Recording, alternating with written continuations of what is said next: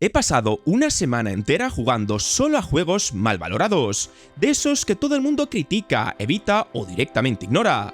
Y lo que empezó como una mala idea acabó siendo algo que no me esperaba para nada, porque de entre toda esa basura encontré un par de juegos que no deberían estar aquí. Y empecé fuerte con El Señor de los Anillos Gollum, y claro, aquí ya fue un golpe de realidad. Y es que entré jugando porque pensaba que la gente estaba exagerando, pero no, es incluso peor de lo que imaginaba. Desde el minuto 1 ya notas que algo falla. No es esa sensación de, bueno, el inicio es flojo, es más bien incómodo. Empiezas a moverte y Gollum responde raro, como si el juego no terminara de entender lo que quieres hacer. Saltos imposibles, movimientos torpes, animaciones que parecen de otra generación. Y eso, en un juego donde moverte bien es clave, ya te rompe toda la experiencia. Pero el problema gordo vino con el sigilo. Todo gira alrededor de esconderte, esquivar enemigos y moverte sin que te vean, pero funciona fatal. Hay momentos en los que estaba perfectamente escondido y me detectaban igual, y otros en los que hacía ruido y no pasaba nada. Es totalmente inconsistente, y eso hace que no sientas que fallas tú como jugador, sino como que falla el juego. Luego estaba el apartado visual, que es durísimo de ver. No es solo que no sea bonito, es que parece desfasado. Texturas pobres, escenarios vacíos, iluminación muy plana, y Gollum, que debería ser el punto fuerte, a veces parece directamente incómodo de mirar. No transmite ese nivel que esperas de una licencia como El Señor de los Anillos. Y claro, tú puedes pensar, bueno, al menos la historia se puede salvar, pero tampoco. No engancha, no tiene ritmo y no me hizo querer seguir jugando. Todo es muy plano, como si estuviera todo ahí por cumplir. Pero lo peor de todo es que no es un fallo concreto, es la sensación en general. Todo da la impresión de estar sin terminar, como si hubieran lanzado el juego antes de tiempo. No hay nada que destaque, nada que digas, vale, por esto merece la pena. Y al final me pasó algo muy claro, no estaba enfadado, estaba agotado. Porque no te reta, no te engancha, no te recompensa, solo me desgastó. Pero claro, pensé, bueno, igual ha sido mala suerte, así que pasé a Redfall y aquí cambió el tipo de problema. Y es que con Redfall me pasó algo distinto, porque aquí no entré pensando, esto va a ser horrible, al contrario, venía de un estudio como Arcane y esperaba algo con personalidad, algo trabajado, pero la realidad fue bastante más fría. Lo primero que notas al empezar es el mundo, y no porque sea impresionante, sino porque está vacío. Sales, empiezas a moverte por el pueblo y deberías sentirse tenso, peligroso, lleno de amenazas, pero no, está vacío. No hay vida, no hay movimiento, no hay esa sensación de que algo puede pasar en cualquier momento. Es como caminar por un escenario congelado. Luego llegaron los enemigos y ahí dije, uff, los vampiros, que deberían ser los más interesantes, se sienten muy básicos. Muchas veces están quietos, reaccionan lento, o directamente nos suponen un reto real. Disparas, caen y ya está, no hay tensión, no hay estrategia, no hay esa sensación de cuidado que te la lían. Y claro, si el combate no engancha, el juego se cae. Porque disparar tampoco se siente bien. Las armas no tienen impacto, no hay peso, no hay ese feedback que te haga disfrutar con un shooter. Es todo muy plano, muy genérico, como si estuviera hecho sin personalidad. Pero lo peor no es un fallo concreto, es la sensación en general. Todo parece a medio hacer. Las misiones son repetitivas, el diseño se siente simple, y da la sensación de que el juego quería hacer muchas cosas a la vez, pero no termina de hacer ninguna bien. Y ahí es cuando me di cuenta de lo que realmente pasa con Redfall. No es que sea el peor juego del mundo, pero es aburrido, y eso es peor, porque no te enfadas, no te frustras, simplemente dejas de jugar porque no tienes ganas. No hay momentos memorables, no hay mecánicas que te enganchen, no hay nada que te empuje a seguir. Y después de unas horas ya no estaba pensando en mejorar ni en avanzar, estaba pensando en quitármelo del medio. Y aquí ya empecé a notar un patrón bastante raro en el experimento, y entonces me dio por probar Saints Row, el reboot, y aquí ya no estaba frustrado, estaba más que aburrido. Con Saints Row me pasó algo curioso porque no es el típico juego que dices, esto es horrible desde el minuto 1, es peor, es de esos que empiezas y piensas, bueno, ya arrancará, pero nunca lo hace. Al principio entré con ganas porque es Saints Row y esperas locura, momentos absurdos, ese rollo que tenía la saga, pero aquí todo se siente raro, como si intentara ser divertido pero sin creérselo. Los personajes hablan, hacen bromas, pero no tienen gracia. Es como un humor muy forzado, muy plano y al final no te transmite nada. Luego empiezas a jugar de verdad y el problema se hace más grande. El mundo abierto está ahí, sí, pero vacío. Vas conduciendo, haciendo misiones y no hay sensación de caos ni de vida. nada. Todo parece colocado sin intención, sin alma. Es como si estuvieras en un decorado y no en una ciudad viva. Y luego está el combate que, madre mía, disparar no engancha, no tiene impacto, no hay ese feeling de esto mola. Es todo muy genérico, muy automático y claro, si el núcleo del juego no funciona, todo lo demás se viene abajo. Pero lo que más me chocó fue la sensación en general. No es que todo esté roto del todo, aunque tiene bugs, que los tiene, es que todo es mediocre. Nada destaca, no hay un momento que digas, vale, por esto merece la pena. Es un juego que simplemente pasa. Y eso duele más que un desastre total. Porque al menos es un desastre que te sorprende. Aquí no, aquí te aburres. Después de varias horas ya no estaba enfadado ni frustrado, estaba desconectado. Me daba igual seguir o no, y cuando un juego te provoca eso es cuando entiendes por qué está tan mal valorado.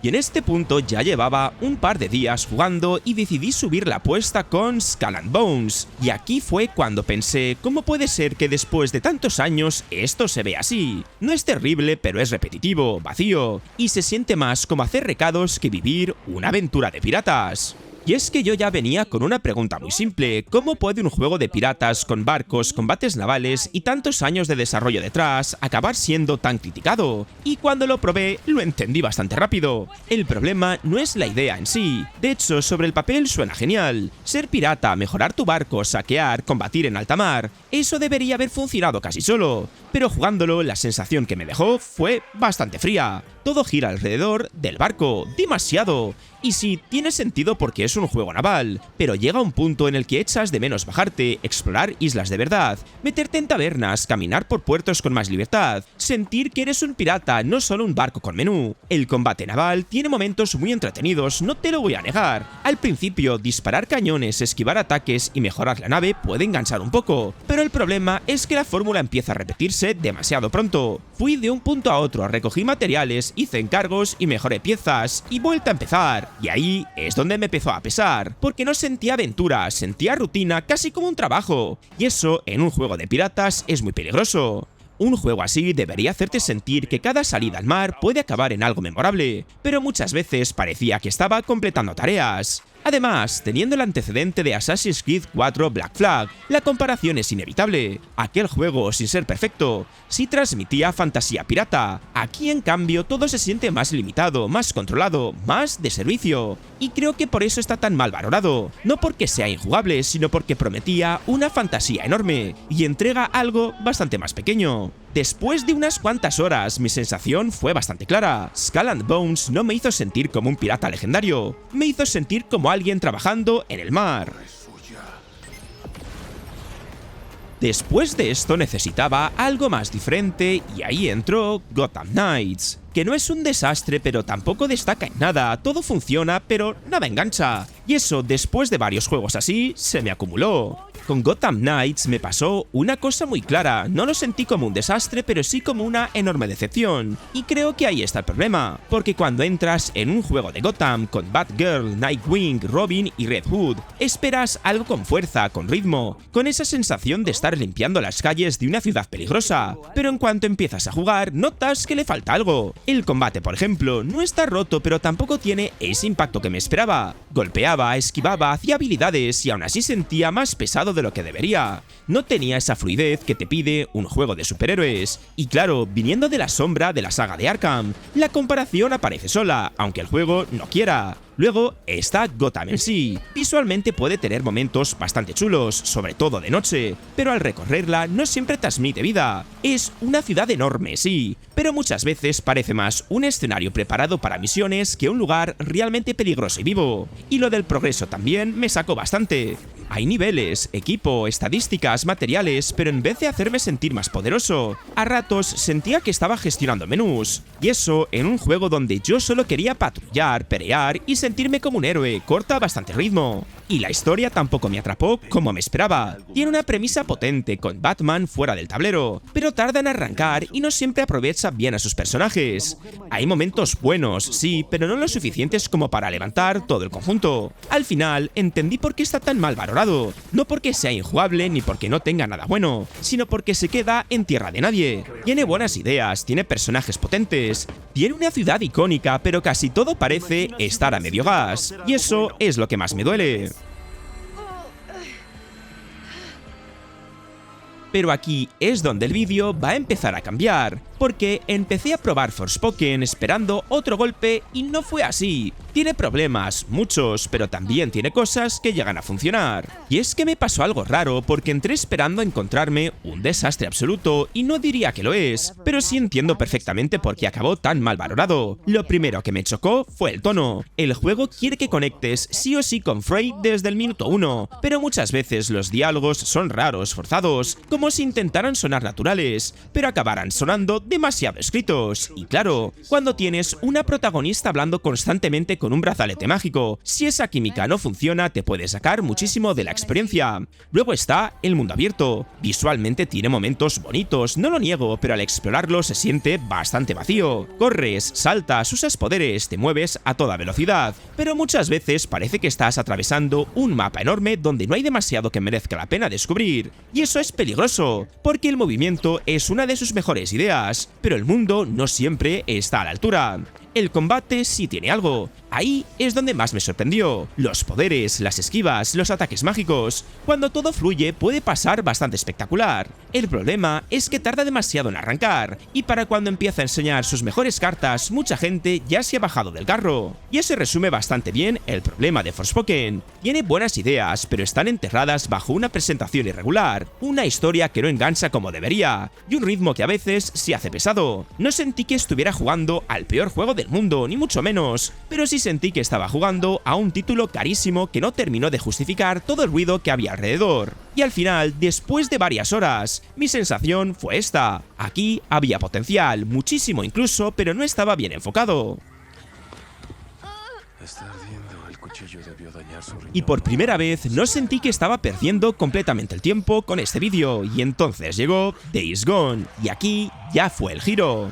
Con Days Gone me pasó algo bastante curioso porque yo iba con la idea de que era un juego flojo, incluso malo, y lo primero que noté es que esa fama viene sobre todo de cómo salió al principio. Nada más empezar, ya noté que el arranque es raro, es lento, le cuesta muchísimo arrancar, y durante las primeras horas no me dio motivos claros para engancharme. Hice misiones bastante simples, la historia va despacio, y el combate no terminó de sentirse bien. Yo mismo pensé, vale, ahora entiendo por qué la gente lo dejó. Además, técnicamente en su lanzamiento dio bastantes problemas, y eso le hizo mucho daño. Bugs, caídas de rendimiento, cosas que hoy en día pesan mucho, y más en un juego grande, y eso fue lo primero que marcó su reputación. Pero el tema es que seguí jugando y poco a poco empecé a cambiar. El mundo se abrió más, la moto empezó a tener importancia real, las hordas aparecen, y ahí es cuando dije, vale, aquí hay algo. Porque enfrentarte a una horda en este juego sí es diferente, es caótico, es tenso, y por primera vez sentí que estaba sobreviviendo de verdad. El problema es que todo esto llegó tarde, y claro, mucha gente no lo llegó a ver. Se quedaron con esas primeras horas más flojas, más genéricas, más lentas y abandonaron.